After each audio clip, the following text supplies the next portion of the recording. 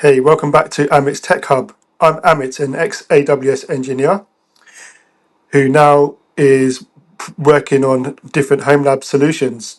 This video demonstration is going to talk about how to automatically create a multipass VM in macOS, and it will use Cloud Init to configure various parameters. And then once the VM has been created, you can use the command in the demo to set the password, and then you can remote into it automatically using RDP or Microsoft Remote Desktop.